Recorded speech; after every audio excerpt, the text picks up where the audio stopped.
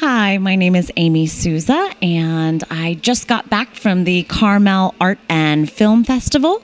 This was their second year doing the Art and Film Festival, and it was their first year doing a Women in Film program. So they did a whole beautiful Women in Film luncheon, panel discussion, and film screening just for women in film, and I very luckily got to be a part of that. I met a number of incredible women filmmakers and women who are working not just behind the camera, but are also running institutes, doing sound, doing music. But I'd like to talk about a couple of the filmmakers that I met. The first was a woman named Diane Bell, who wrote and directed a beautiful film called Obsoletia. This was her first film, and the stories that she told me really just inspired me for my own film work. And she had this little script that she wrote, and she'd been a screenwriter in Hollywood for a number of years, had this beautiful script, and was about to send it off to a studio to let them make the film, and realized no, she was the only person who could do that script.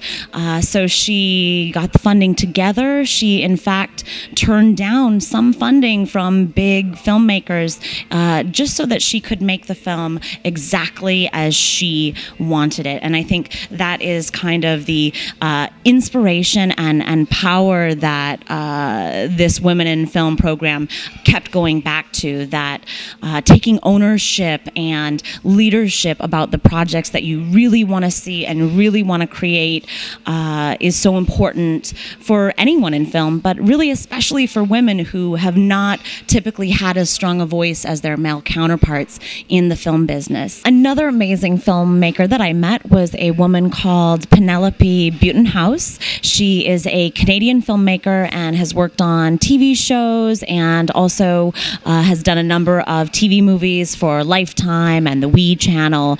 But the really crazy thing about her is Penelope used to be a punk rocker and started her film doing all kinds of really interesting avant-garde work in Berlin. One of her heroes was Brecht, and she was really inspired by kind of the absurdist movement and the political aspects of filmmaking.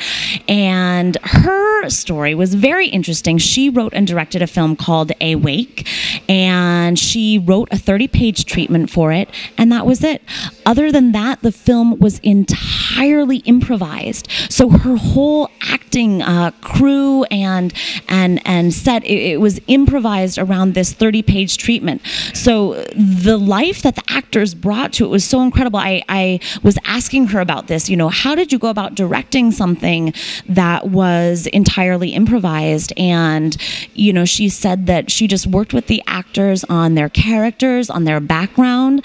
They went through a rehearsal process, but again, she left everything open, and she really saw that as a gift to be able to really go into a process of trust and collaboration and listening, where new things could happen, where sparks could just come up and people could change and be fresh and real in the moment. And I was really inspired by her vision of that and the level of trust that she had, not just with her actors, but with her crew. She worked on a 2-camera set and filmed for 10 days, and her total budget was under $250,000, and that was just cash in hand. Of course, other things were donated in kind, but it was just incredible to see what she had done with what she had been given, and the beautiful work that her actors brought, and the real aliveness that they brought to their characters, because they were really just being fresh in the moment. The other woman that I really was inspired by is a woman named Alicia Weston. She is the associate director for the International Sundance Institute, and her job is to go around the world seeking out new talent, seeking out new voices.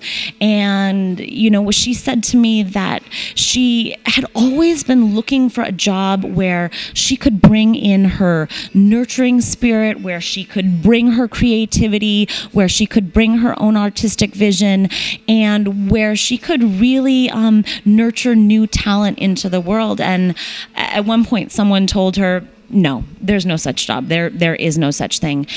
But she really clung to her truth, and she clung to her inspiration and her dream for herself. And this job materialized for her in a way that has taken her across the world.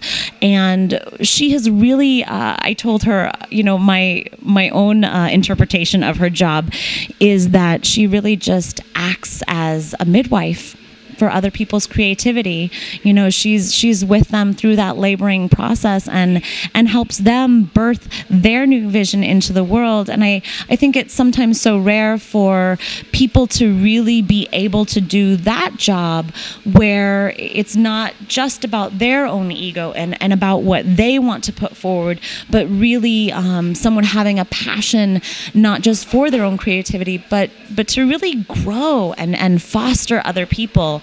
And the level of commitment and time commitment, money commitment, the level of commitment that Sundance shows to the people that they sponsor through their institute is just incredible. It seems really to me a process where they do not let those filmmakers or screenwriters fail. They really see them through those very beginning seeds all the way through the finished project.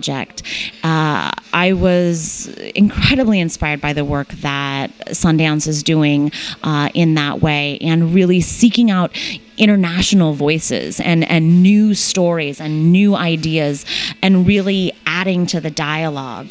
One of the things Alicia talked about was, what happens when you find a story that, might not sit well with you. It might show a point of view that is opposite to your own political agenda or world ideas.